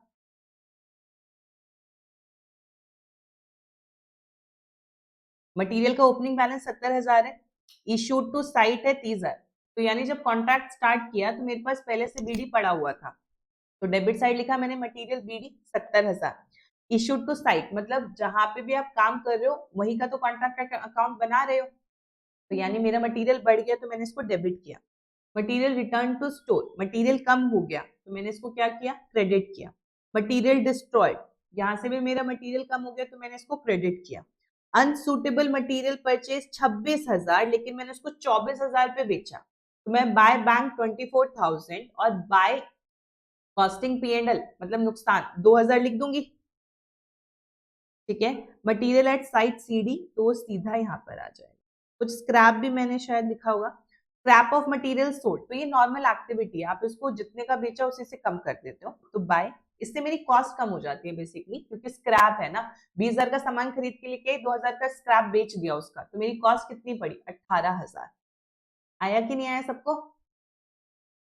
तो तुम लोग हाँ ना काहे नहीं बोलते हो रे? 4 चीजें सिखाई थी ना, हाँ ना अच्छा ठीक है, ऐसे करोगे? हाँ मतलब जो भी आएगा, अपने को तो बस ये दिखाना था कि कैसे कैसे। ठीक है चलो आ जाओ, प्लांट और मशीनरी रिलेटेड कर लेते हैं। तो पहली एडजस्टमेंट में सब कुछ मटेरियल से रिलेटेड करा दी कि क्या क्या हो सकता है। दूसरा प्लांट से रिलेटेड क्या हो सकता है, प्लांट रिटर्न टू स्टोर, तो प्लांट जब लेकर आए थे तो क्या किया था, डेबिट, अभी वापस कर दिया तो क्या करेंगे, क्रेडिट। लेकिन ध्यान रखना है, ऐसा हो सकता है सेम डे पे रिटर्न ना हो, कि प्लांट परचेज किया या इशूड टू साइट किया 1/4 को, लेकिन रिटर्न किया 6 महीने के बाद, तो ऑब्वियसली 6 महीने का डिप्रिसिएशन तो तुम्हें कॉन्ट्रैक्ट पे चार्ज करना पड़ेगा, हाँ की ना? तो देखो जैसे ये वाला एग्जांपल है, plant return to store, plant purchase किया था 1/6/24 को 4 लाख का, रिटर्न कर दिया 1/9/24 को 20,000 का, यानी कितने महीने यूज किया तुमने, 6, 7, 8, 3 महीने यूज किया। फिर बोले plant transfer to other site on 1/1/25, तो इस वाले को कितना यूज किया, 6, 7, 8, 9, 10, 11, 12, 7 महीने यूज किया, और डेप्रिसिएशन है 15%। पहले इजी वाला तरीका देख लेते हैं। तो यानी मुझे बताओ कि ये 4 लाख की मशीनरी में से, ये 4 लाख की मशीनरी में से तो 20,000 मैंने रिटर्न कर दिया, 1 लाख मैंने ट्रांसफर कर दिया, तो ये जो मैंने रिटर्न किया उसको कितना यूज किया था, 2 महीने। ठीक है, ये जो 1 लाख था उसको मैंने कितना महीना यूज किया, 7 महीने। जो साइट पे था उसको मैंने कितना महीना यूज किया, 10 महीने। तो यानी मैं सबका अपना मतलब जो बच गया, दिस इज बैलेंसिंग फिगर, कि 4 लाख में से 20,000 ये, 1 लाख ये, तो 4 लाख माइनस 20,000 माइनस 1 लाख, तो 2,80,000। अब मैंने सब पे अपना डेप्रिसिएशन लगा दिया, 20,000 पे 500, 1 लाख पे इतना और इस पे इतना, क्योंकि कॉन्ट्रैक्ट में इतनी कॉस्ट इनकर्ड हुई, जितना यूज किया उतने का तो डेप्रिसिएशन दूंगी। एवरीबडी क्लियर है सबको? दूसरा तरीका क्या था, तुमने प्लांट डेबिट कर दिया और क्रेडिट साइड पे फिर तुमने उसका क्लोजिंग बैलेंस डाल दिया कि 20,000 के प्लांट को मैंने 500 रुपए का डेप्रिसिएशन लगा दिया, तो उसको जब भेजा उसकी वैल्यू कितनी थी, 19,500। प्लांट 1 लाख का था, जब मैंने उसको ट्रांसफर किया तो मैं 7 महीने यूज कर चुकी थी, तो जब मैंने उसको भेजा तो उसकी वैल्यू कितनी थी, 91,250। प्लांट एट साइड 2,80,000 की इसकी वैल्यू थी, जब क्लोजिंग वैल्यू देखा तो मैं 10 महीने यूज कर सकी थी, तो उसकी वैल्यू इतनी थी। तुम देखोगे अल्टीमेटली यहाँ पे कितना आया था, 44,250, तो 4 लाख माइनस इसको करोगे तो ये भी 44,250 का ही डेबिट हो रहा है। ठीक है, बस इससे क्या होता है, थोड़ा सा बेटर प्रेजेंटेशन दिख जाता है कि आपने जो मशीन भेजी उसकी कॉस्ट क्या थी, ये बेटर एक तरीका होता है। बाकी अगर तुम्हें डेप्रिसिएशन वाला ठीक लगता है तुम ये भी कर सकते हो, इंस्टीट्यूट ये फॉलो करता है। तो गलत नहीं हो जाएगा ना? नहीं नहीं नहीं, डेप्रिसिएशन जनरली अगर कोई एक ही ट्रांजैक्शन होती है तो डेप्रिसिएशन दिखा देता है, बहुत ज्यादा होता है तो क्लोजिंग वैल्यू दिखाना वो करता है। और बेटर भी ये होता है क्योंकि कॉन्ट्रैक्ट लास्ट डेट आपको पता होना चाहिए, आपके पास कितना मटेरियल बचा हुआ है, आपके पास कितना प्लांट बचा हुआ है, so it is a better presentation. यहाँ तक किसी को कोई दिक्कत परेशानी बच्चों? चलो चलो बढ़ो। सेकेंड है तुम्हारा sale of plant scrap. Plant का स्क्रैप बेचना इज अ नॉर्मल एक्टिविटी, मेरी इससे कॉस्ट कम हो जाती है, तो मैं इसको क्या कर दूंगी, क्रेडिट। 60,000 का प्लांट था, स्क्रैप मैंने 10,000 का बेच दिया, तो मैं इसको क्रेडिट कर दूंगी। नेक्स्ट है तुम्हारे पास लास्ट सबसे इंपॉर्टेंट एडजस्टमेंट, 2 एडजस्टमेंट बची है, we are good to go. Calculation of cost of work uncertified. तो कई बार क्वेश्चन तुम्हें वर्क अनसर्टिफाइड नहीं देता, तुम्हें निकालना पड़ता है। तो जैसे ये वाला क्वेश्चन में तुम्हें बोला कॉन्ट्रैक्ट प्राइस 5 लाख का था, वर्क कंप्लीटेड 2/3 है, मतलब जितनी भी तुमने कॉस्ट लगाई है वो कितना रिप्रेजेंट कर रहा है, 2/3 ऑफ कॉन्ट्रैक्ट। आ रहा है कि नहीं आ रहा? वर्क सर्टिफाइड 50% और कॉस्ट टू डेट जो आज तक की मैंने 3 लाख की कॉस्ट लगाई है, तो 3 लाख जो मैंने कॉस्ट लगाई है वो कितने काम के लिए लगाई है, 2/3। तो एक मैथमेटिक्स का रूल है कि जितने भी फ्रैक्शंस होते हैं, परसेंटेज होते हैं, हमेशा टोटल पे लगते हैं, 50% of total value. 2/3 is nothing but 66.67% of total value, right. तो मेरे को यहाँ से ये देखना है कि प्रोपोर्शन ऑफ वर्क सर्टिफाइड कितना था, 2/3, उसमें से सामने वाला कितना सर्टिफाई करके चला गया, 1/2, यानी प्रोपोर्शन ऑफ वर्क अनसर्टिफाइड कितना है, 1/6, कि 2/3 मैंने वर्क कंप्लीट किया, सामने वाले ने सर्टिफाई कर दिया 1/2, यानी कितना अनसर्टिफाइड करके गया वो, 1/6। आया सबको? तो जो ये कॉस्ट थी, मुझे बताओ कॉस्ट, वर्क सर्टिफाइड जो होता है, वर्क अनसर्टिफाइड वो किस पे निकलता है, कॉस्ट पे निकलता है। तो यानी मुझे बताओ कि जो 3 लाख रुपए तुम्हें दिख रहे हैं, 3 लाख वो कितने की कॉस्ट रिप्रेजेंट कर रहा है, 2/3 की। तुम्हें कितने का चाहिए, 1/6 का, ठीक है। तो this would be 3 lakh into 3/2, उल्टा हो जाएगा ऊपर आके, और ये 1/6, ऐसे निकलेगा कॉस्ट ऑफ वर्क अनसर्टिफाइड। जो काम आपने किया है उसमें से अनसर्टिफाइड जो है उसकी कॉस्ट कितनी है, एवरीबडी, ठीक है। ले लो बासी, ले ले बेटा, यही तो जीवन है, अभी नहीं सोएगी तो कभी सोएगी, चलो। सो नहीं रही।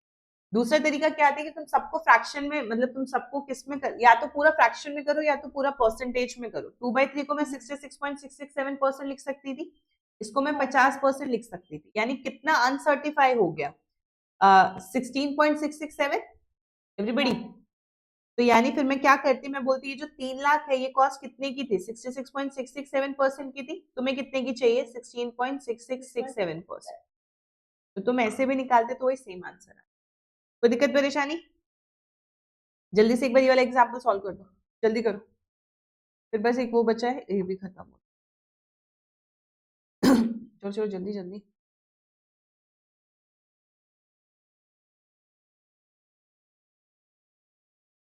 जल्दी जल्दी कर, जल्दी कर।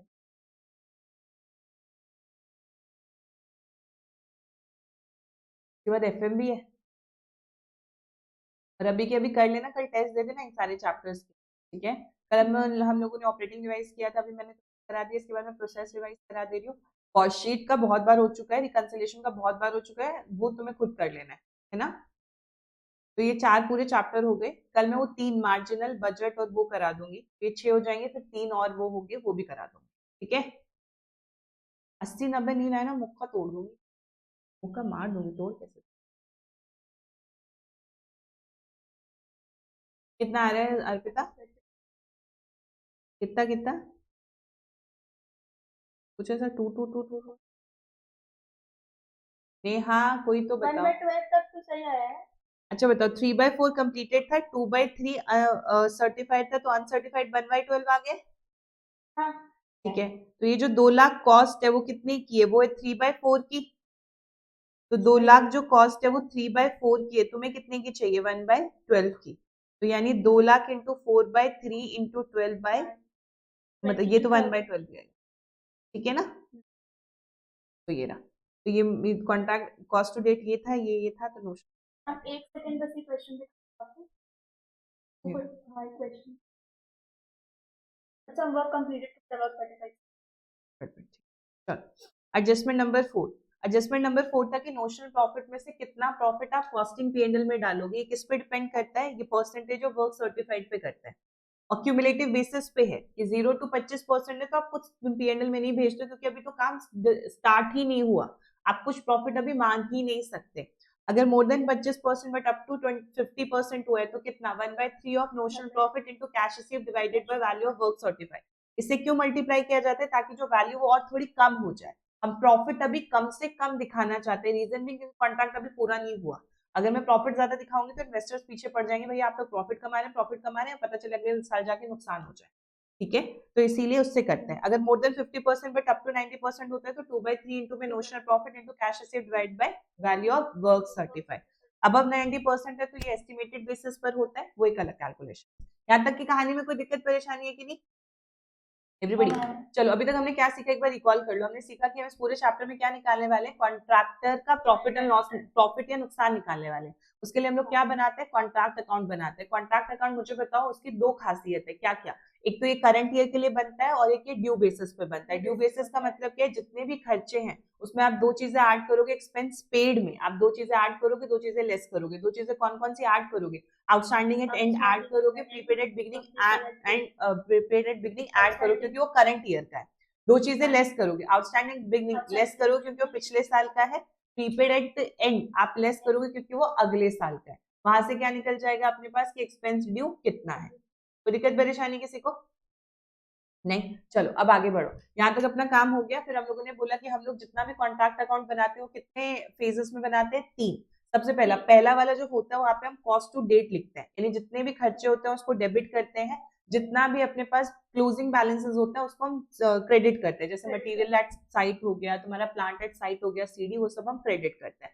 तो वहां से हमारा क्या निकलता है, cost to date. Cost to date को हम सेकंड वाले फॉर्मेट में लेके आते हैं, तो कॉस्ट टू डेट लिखते हैं बाय, वहां पे सेल्स लिखते हैं। सेल्स का मतलब क्या, वैल्यू ऑफ वर्क सर्टिफाइड, मतलब वर्क इन प्रोग्रेस लिखते हैं, बाय वर्क इन प्रोग्रेस। वहां पे दो चीजें लिखते हैं, value of work certified, it is like our sales. दूसरा क्या लिखते हैं, cost of work uncertified, it is like our closing stock. Closing stock हमेशा किस पे वैल्यू होता है, कॉस्ट पे ही वैल्यू होता है। वहां से हमारा क्या निकल जाता है, नोशनल प्रॉफिट। उस नोशनल प्रॉफिट में से कुछ पैसा हम कॉस्टिंग पीएनएल में डालते हैं, कुछ पैसा रिजर्व में रख देते हैं।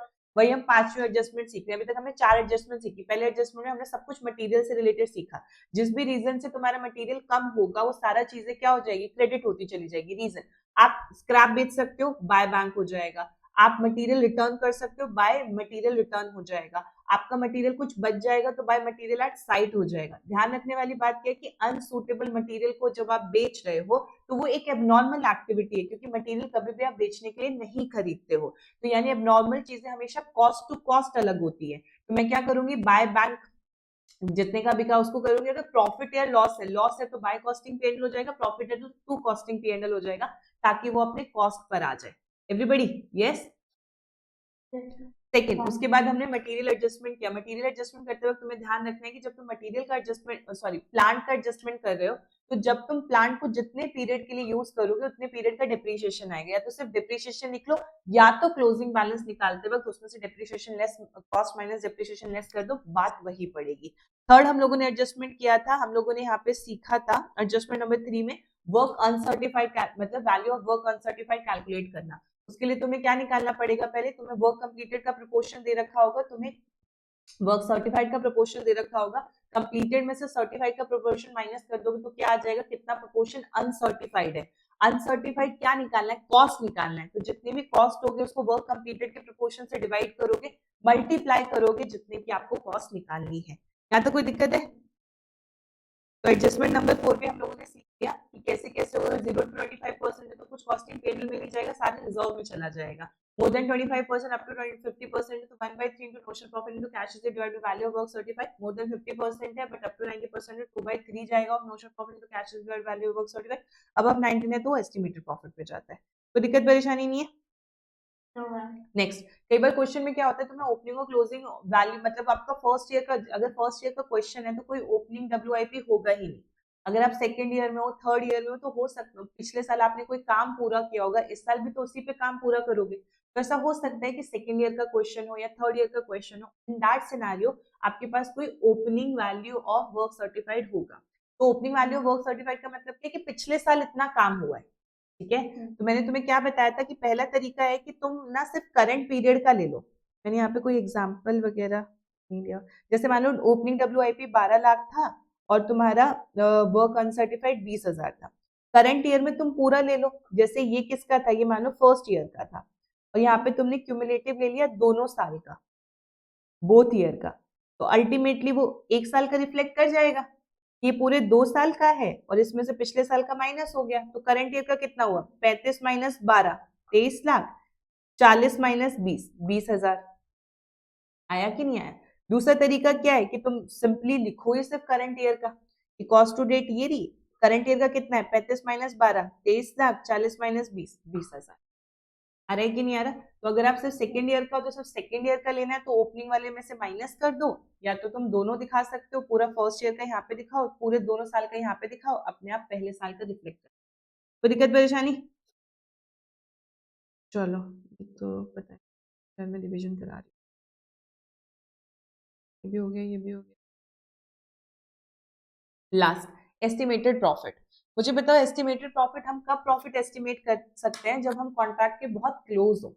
जैसे अगर मेरा काम कंप्लीट होने में 3 महीने हैं, मैं बहुत सारा मान लो 10 फ्लोर की बिल्डिंग बनाई थी, मैं 9 फ्लोर बना चुकी हूँ, 10वां फ्लोर भी मैंने स्टार्ट कर दिया, तो मैं जब कंप्लीशन स्टेज पे होती हूँ तो मैं प्रॉफिट बता सकती हूँ कि हाँ भाई इतना प्रॉफिट आप एक्सपेक्ट कर सकते हो।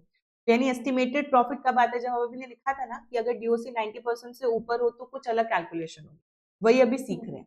तो एस्टिमेटेड प्रॉफिट अगर मेरे पास when contract is at nearly completion stage, that is when DOC is 90% और मोर, हम लोग तब अप्लाई करते हैं कौन से कॉन्सेप्ट को? एस्टिमेटेड प्रॉफिट को। एस्टिमेटेड प्रॉफिट कैसे निकलेगा? जितना भी आपका कॉन्ट्रैक्ट प्राइस है उसमें से आप टोटल एस्टिमेटेड कॉस्ट लेस कर दोगे, तो अपने पास क्या आ जाएगा? एस्टिमेटेड प्रॉफिट आ जाएगा। टोटल एस्टिमेटेड कॉस्ट कैसे निकलेगी? जितना आज तक का कॉस्ट लग चुका है, कॉस्ट टू डेट, उसमें अपन क्या ऐड कर देंगे? Estimated additional cost. तो अपने पास क्या आ जाएगा? Total cost. Example, cost to date 7,20,000 था, कॉन्ट्रैक्ट प्राइस 10 लाख था, एस्टिमेटेड एडिशनल कॉस्ट की 80,000 और लगाएंगे तो काम क्या हो जाएगा? कंप्लीट हो जाएगा। तो एस्टिमेटेड प्रॉफिट निकालने को बोल रहा है, तो एस्टिमेटेड प्रॉफिट कैसे निकलेगा? Contract price minus estimated total estimated cost. Total estimated cost कैसे निकलेगी भैया? आज तक का 7,20 लगा चुके हैं, 80 और लगाएंगे तो टोटल एस्टिमेटेड कॉस्ट कितनी हो गई? 8 लाख। 10 लाख में से 8 लाख की कॉस्ट है तो 2 लाख का क्या है? एस्टिमेटेड प्रॉफिट है। देखो कॉन्ट्रैक्ट प्राइस 7,80,000 है, कॉस्ट टू डेट 2,40,000 है, एस्टिमेटेड प्रॉफिट 1,20,000 है, तो यानी मेरी कॉस्ट टू डेट कितनी हो गई? 240 प्लस 160, 380। 380 में से 780 माइनस कर देंगे तो अपने पास क्या आ जाएगा? Estimated profit 4 lakh, sorry 240 plus 1। आया कि नहीं? अब यहां से था कि जब एस्टिमेटेड प्रॉफिट का कॉन्सेप्ट हो तो नोशनल प्रॉफिट में से कॉस्टिंग पे, इस नोशनल प्रॉफिट का कोई काम नहीं है, सॉरी इस एस्टिमेटेड प्रॉफिट का कोई काम नहीं है, इस एस्टिमेटेड प्रॉफिट का सिर्फ एक ही यूज होता है, क्या निकालने की? कि नोशनल प्रॉफिट में से कॉस्टिंग पीएनएल में कितना जाएगा।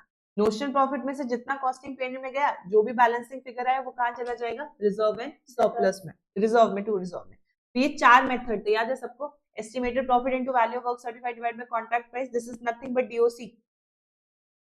एस्टिमेटेड प्रॉफिट इनटू डीओसी कर दो। दूसरा एस्टिमेटेड प्रॉफिट इनटू डीओसी, और प्रॉफिट कम करना चाहते हैं तो कौन से परसेंटेज से मल्टीप्लाई कर दे? कैश रिसीव से, cash receive divided by value of work certified. दूसरा क्या था? Estimated profit into cost to date divided by total estimated cost, फिर उसको और कम करना चाहते हैं तो cash receive divided by value of work certified. Best कौन सा है? जिससे कम से कम प्रॉफिट है, हम कम से कम प्रॉफिट दिखाना चाहते हैं। क्या अपने को यहाँ तक समझ में आया एवरीबडी? चलो तो मुझे बताओ, जैसे ये एग्जांपल है कि नोशनल प्रॉफिट 4.5 लाख का था, कॉस्ट टू डेट 8 लाख का था, एस्टिमेटेड एडिशनल कॉस्ट 9,50,000 है, तो यानी मेरी टोटल एस्टिमेटेड कॉस्ट कितनी हो गई? 9,50,000। कॉन्ट्रैक्ट प्राइस कितना था? 15 लाख, तो यानी मेरे पास एस्टिमेटेड प्रॉफिट कितना आ गया? 5,50,000। तो पहला मेथड क्या था? हम लोग ये डिसाइड करें कि जो नोशनल प्रॉफिट है उसमें से कितना कॉस्टिंग पीएनएल और कितना पीएनएल अकाउंट, एवरीबॉडी। तो मुझे बताओ कि पहला मेथड क्या था? Estimated profit into value of work certified divided by contract price, तो यानी 5,50,000। अच्छा, estimated profit 5,50,000 into value of work certified 10 lakh divide by 15 lakh. दूसरा अपने पास value of work certified divide by contract price into, ये तो हो जाएगा मेरे ख्याल से, इसमें कोई दिक्कत नहीं है, तो बस लर्न करने वाली चीज है। Yes everybody? चलो लास्ट कॉन्सेप्ट, एस्केलेशन क्लॉज। बढ़िया है, ये पक्का आता है, हर एक अटेम्प्ट के बाद एक अटेम्प्ट में आता रहता है। अब स्कैनर देखोगे तो सब कुछ सेम है, आके ना। तो एस्केलेशन क्लॉज मुझे बताओ क्या होता है? एस्केलेशन क्लॉज का मतलब क्या होता है कि आप सामने वाले को ये बोलते हो, कॉन्ट्रैक्टर कॉन्ट्रैक्टी को ये बोलता है कि आज हमारा कॉन्ट्रैक्ट डिसाइड हो रहा है, बट मुझे क्या पता आगे मार्केट में कितना प्राइस बढ़ेगा। तो अगर मार्केट में आगे जाके 1 साल के बाद ये समझ में आता है कि जितनी कॉस्ट मैंने सोची थी उससे ज्यादा कॉस्ट हो जाए, तो जितनी भी बढ़ेगी कॉस्ट उसका कुछ परसेंटेज आप दे देना। बहुत सिंपल लैंग्वेज में समझाती हूँ। मान लो मेरा और तुम्हारा एक कॉन्ट्रैक्ट डिसाइड हुआ 100 रुपए में, मैंने तुम्हें कोई कॉन्ट्रैक्ट कहा तो जिसका कोई भी प्राइस था, मान लो 200 रुपए प्राइस था, मैंने सोचा 100 की कॉस्ट आएगी, 100 का मैं प्रॉफिट कमाऊंगी, बट 1 साल के बाद वो कॉस्ट 120 रुपए हो गई, यानी इंक्रीज इन कॉस्ट कितना हुआ 20, बट तुम भी मुझे पूरा 20 नहीं दोगे, क्यों? क्योंकि वो तो मेरी गलती है कि मैं सही से एस्टिमेट नहीं कर पाई, हाँ कि ना? तो तुम मुझे बोलोगे कि मैम 20 का कुछ हिस्सा हम आपको दे देंगे, पूरा तो हम नहीं कम भरेंगे, दोनों पार्टी मिलकर नुकसान बियर करेंगे, और ज्यादा आप बियर करो, आपका कॉन्ट्रैक्ट है, आपने मतलब गलत वो किया, आप कॉन्ट्रैक्टर हो, आपको सही प्राइस वो करना चाहिए था। तो ऐसा नहीं होता। एस्केलेशन क्लॉज क्या बताते हैं? Compensation paid by contractee to contractor in case of increment in the price, but obviously the full compensation, पूरा कॉस्ट नहीं कंपनसेट करेगा, वो कुछ हिस्सा देता है। तो मेरे को बताओ, यहाँ पे अपने पास एक क्वेश्चन है, बहुत बहुत इंपॉर्टेंट है, इस पर पक्का करके जाना, उम्मीद है आने की। ठीक है एवरीबडी, कॉन्ट्रैक्ट प्राइस है 10 lakh, material issued to site था 2 लाख, वेजेस पेड थे 3 लाख, अदर एक्सपेंसेस था 1 lakh, material at site CD, outstanding wages at end 25,000, तो ये तो यहाँ पे ऐड हो जाएगा। ठीक है, और मुझे बताओ value of work certified 80% of this, और ये सब कुछ दे रखा है। तो पहले मैं अपना कॉन्ट्रैक्ट अकाउंट बना लेती हूँ। फर्स्ट पार्ट जो कॉस्ट टू डेट है उसमें तो कोई वो नहीं होगी। मटेरियल इशूड कितना था 2 लाख, वेजेस था 3 lakh plus 25,000, 3,25,000, material at side कितना था 5,000, तो यहाँ से और कोई खर्चा था नहीं, तो मेरा कॉस्ट टू डेट कितना आ गया 5,20,000। फिर अदर एक्सपेंसेस 1 लाख, मैंने वो लिखे नहीं है तो अभी इसको काट दो। ठीक है, अब मतलब अभी मैंने इसमें नहीं डाला, मान लेते हैं, खा देते हैं। ठीक है, 5 लाख, तो 5 लाख। बोले contract has escalation clause that in the event of increase in cost of material and labour above 5%, तो बोल रहा है कि जितना 100 रुपए मैंने सोचा है, अगर 105 हो गया तो कोई दिक्कत नहीं है, लेकिन 105 से ऊपर हो गया, the contractee shall compensate 25% of increased cost over 5%। अपने वाले एग्जाम्पल में मैंने जो तुम्हें बोल रहा है कि 100 से 105 हो गया तो कुछ भी नहीं, लेकिन 5% से बियॉन्ड हो गया, तो जितना बियॉन्ड होगा उसका पूरा देगा कि सिर्फ 25% देगा, सिर्फ 25%। तो अपना एक छोटा सा एग्जाम्पल ले लेते हैं। 100 की कॉस्ट 120 हो गई, 100 की कॉस्ट 120 हो गई, 105 तक तो कोई कंपनसेट करेगा नहीं, इंक्रीमेंट हुआ 20, 5 तक वो कोई कंपनसेट नहीं करेगा। जो 5 के ऊपर है कितना 15 का कितना देगा वो 25% देगा। तो 15 का 25% से कॉन्ट्रैक्टी को मैं अपना डेटर बना लूंगी कि भाई इतना पैसा वो मुझे बढ़ा के देने वाला है। एवरीबडी ठीक है, तो पहले मुझे बताओ, फिर बोल रहे हैं कि since the inception of contract the cost of material and labor has been increased by 30%। जिस दिन से कॉन्ट्रैक्ट का इंसेप्शन हुआ है उस दिन से मटेरियल लेबर की कॉस्ट कितनी बढ़ गई है 30% से बढ़ गई है। एवरीबडी कितने से बढ़ गई है 30% से बढ़ गई है। तो मुझे बताओ मटेरियल की कॉस्ट 2 लाख है या 1,95,000 है? बोलो बोलो, 2 लाख है कि 2 लाख माइनस 5,000 है? 2 लाख माइनस, हाँ 1,95,000 है, क्योंकि 5,000 तो तुमने यूज ही नहीं किया, 2 लाख लेकर आए थे लेकिन यूज कितना किया सिर्फ 95,000। तो मटेरियल कितना है तुम्हारा, मटेरियल जो है मटेरियल है 1,95,000 और लेबर कितना है अपने पास, टोटल लेबर कितना था 3 प्लस 25, 3,25,000। ये 5,20,000 बढ़ी हुई कॉस्ट है क्योंकि पूरे साल लगी। तो ये कॉस्ट कितना रिप्रेजेंट कर रहा है 100 या 130? 130, हाँ कि ना? ये कितना रिप्रेजेंट कर रहा है 130 रिप्रेजेंट कर रहा है। तो यानी अगर मैं बोलूं कॉस्ट विदाउट इंक्रीमेंट, मतलब जो मैंने इंसेप्शन पे सोची थी, मैंने कितना सोचा होगा यार 5,20,000 और 130 रिप्रेजेंट कर रहा है, मैंने तो 100 सोची थी, यानी मैंने कितना सोचा था 4 लाख, यानी इंक्रीमेंट कितना हो गया 1,20,000। 1,20,000 चार जो परसेंटेज तुम लगा रहे हो वो 100 पे लगता है ना कि 100 का 5% बढ़ेगा तो नहीं दूंगा, उसके ऊपर बढ़ेगा, जितना बढ़ेगा उसका मैं 25% दूंगा, यानी तुमने 4 लाख का 5% तक नहीं देगा।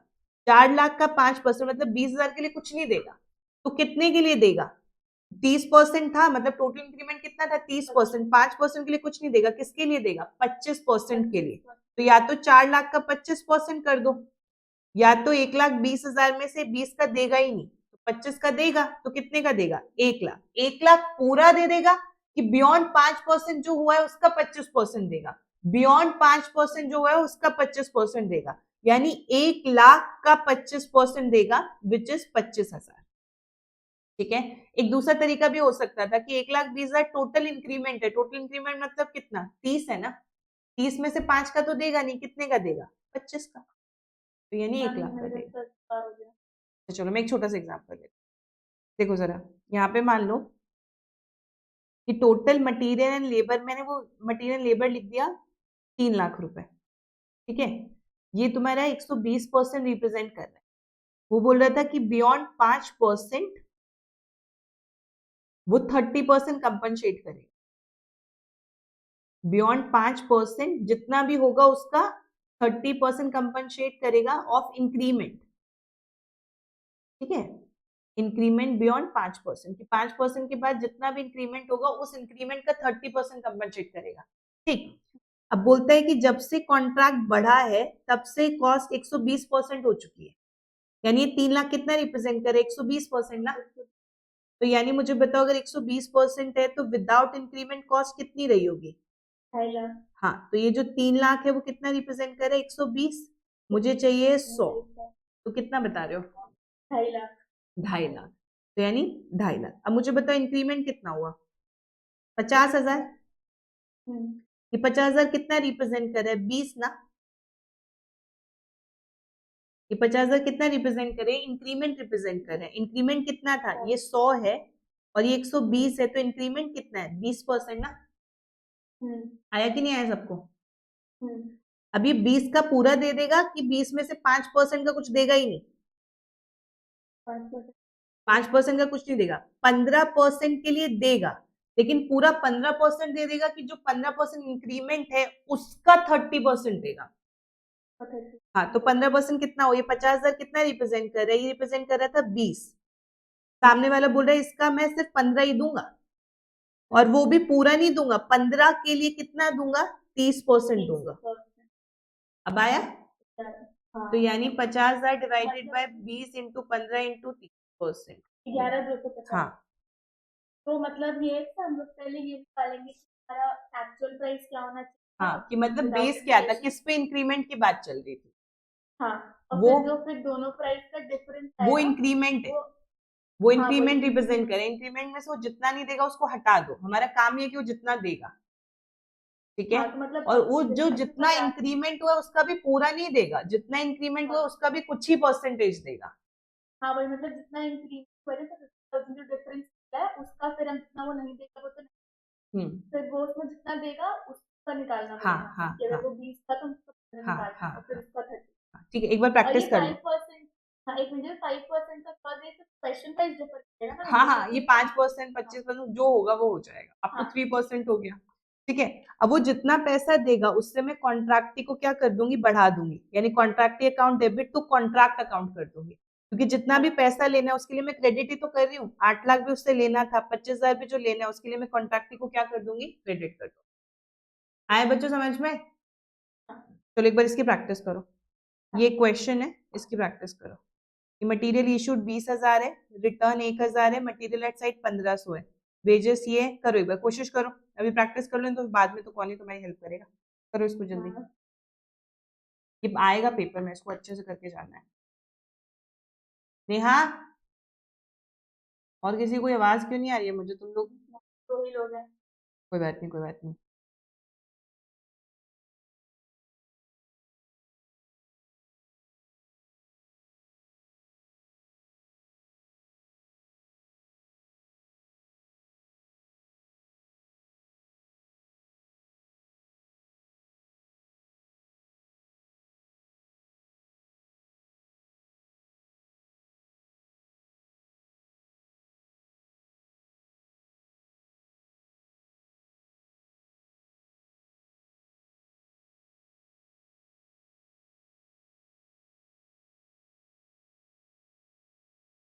थोड़ा जल्दी करना बच्चों।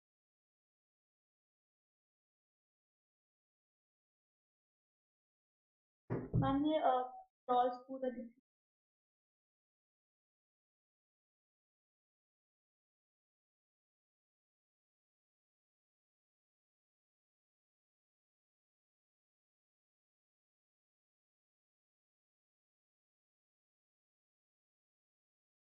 हम जो वो आएगा ना, मतलब इंक्रीज आएगा उसका 10% तो हम लेंगे, बोला कि हाँ 40%। बोल रहे कि contractor will compensate 40% of increase amount over 10%। बोले 10% के लिए कुछ नहीं देगा, 10% के ऊपर जितना भी इंक्रीमेंट होगा उसका कितना देगा, 40%। ठीक है, चलो करो एक बार।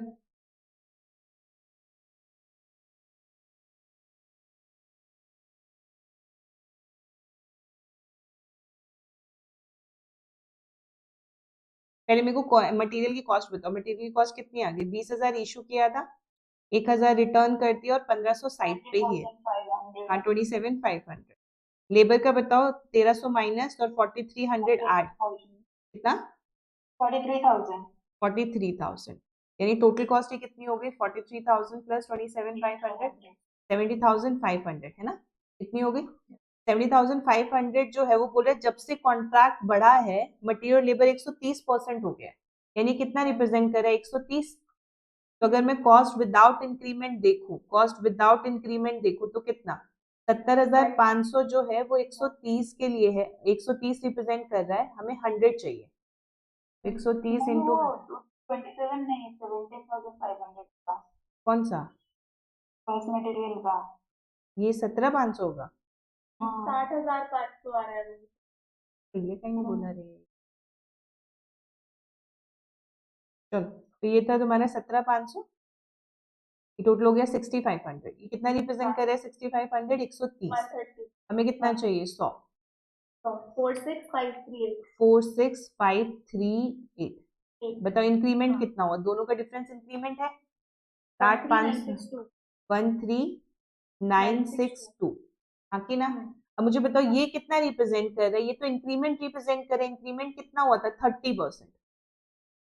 हाँ कि ना एवरीबडी? अब वो बोल रहा था कि वो 10% के लिए तो कुछ नहीं देगा, तो कितने के लिए देगा? 20% के लिए। तो अगर मैं एस्केलेशन अमाउंट निकालूं तो मैंने कहा 13,962, ये 30 रिप्रेजेंट कर रहा है। वो बोला 10 के बियॉन्ड देगा, तो 10 के बियॉन्ड कितना हुआ? 20। टोटल इंक्रीमेंट 30 हुआ था, 10 के लिए देगा नहीं, तो कितने के लिए देगा? 20 के लिए देगा। लेकिन 20 के लिए पूरा दे देगा क्या? नहीं, उसका भी कितना देगा? 40%। अब आया 37,237,23। चलो ठीक है, कोई नहीं। जब हमने जो इंक्रीमेंट निकाला वो हमारा 30% डिवाइड करके हम उसको 20 पर लाएंगे, क्योंकि 10 का तो हमें देना ही नहीं है। हाँ तो हमें, हाँ जितने के लिए देना है उस वो लेकर आएंगे। आया अपने को? कोई दिक्कत परेशानी? नहीं, एक और हाँ देखो ये भी हो गया, करके दिखाओ, ये वाला करो। चलो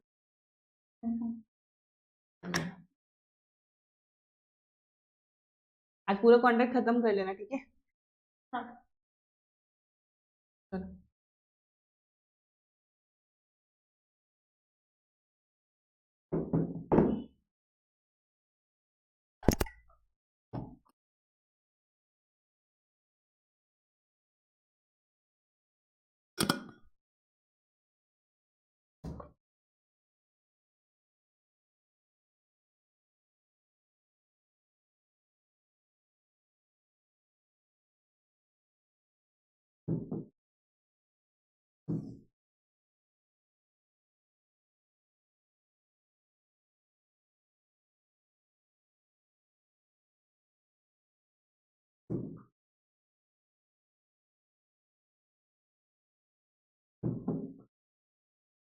बताओ जरा।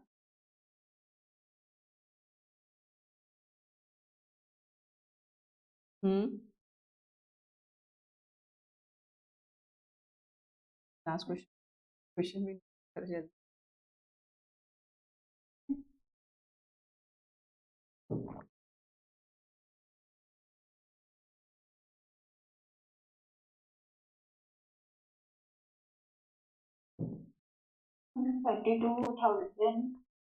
हाँ सही है। आया अपने को? बोलो रे।